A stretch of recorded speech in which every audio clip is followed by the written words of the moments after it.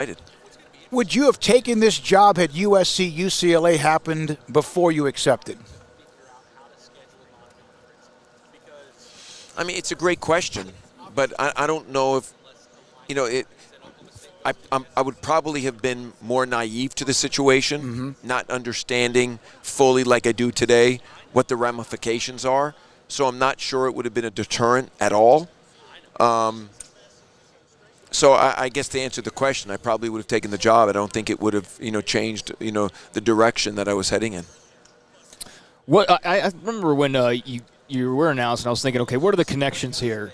And then I had somebody quickly, say like, hey, Matt Rule at Baylor wasn't a Baylor guy. He wasn't a Texas guy. He came in, though, from outside, the outsider, so to speak, and didn't have a lot of connections. You do have some connections to the Big 12 and geography and things like that, but do you think that as big of a part of what you're going to do initially is getting to know the landscape, or are you just planning on flipping the landscape and that's not going to be as important to fall back on what's kind of always been customary around these parts, so to speak? When you mean landscape? Like just the Midwest, the geography, kind of the culture of the Big 12 currently.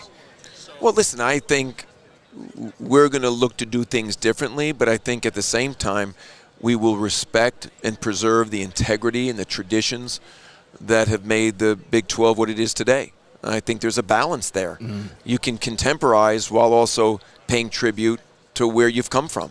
And I've certainly done that in many places I've been before. So I don't think it's going to be any different here. Brett, can you try to explain what those discussions are like when you do talk to TV networks about whatever sport it might be?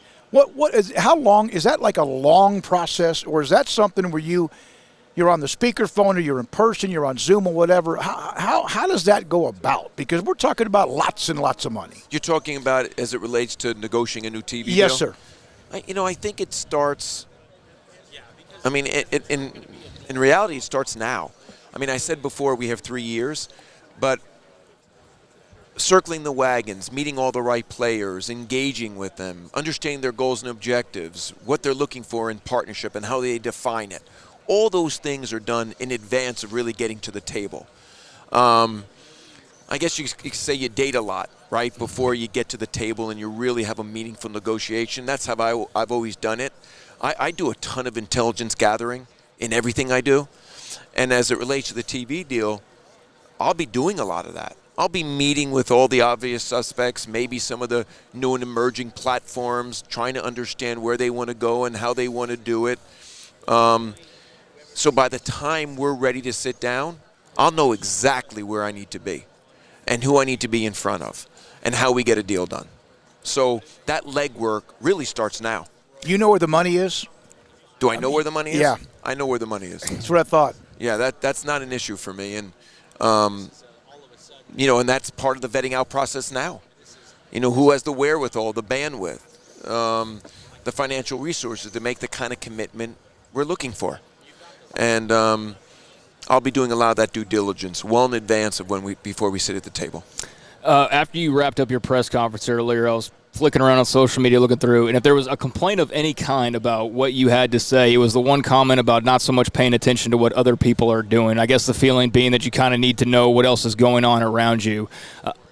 Not that you have to clarify that comment, but can you kind of talk about not needing to feel like you need to know sort of what's going on the outside of the Big 12, or what your focus is? Well, and I will clarify that. I'm a firm believer in doing a lot of intelligence gathering and knowing who's doing what, when, and how. But that's not driving my decision. What's driving my decision is what's in the best interest of the Big 12. I mean, when I was in Brooklyn, people used to say, Brett, don't worry about the guard. Just be the best you can be in Brooklyn. And if you do all the right things, you'll build something quite special there. And we did. In a very short period of time, we became a venue that was destinational for all forms of content. We became global. And it truly didn't matter to me what the Garden was doing. I was aware of what they were doing, but it wasn't driving my decision-making. So as I think about the Big 12, obviously I'm engaging with all the different commissioners and doing a lot of fact-finding and intelligence gathering. But ultimately, where we go is what's in the best interest of this conference. And it's not dictated by anything else.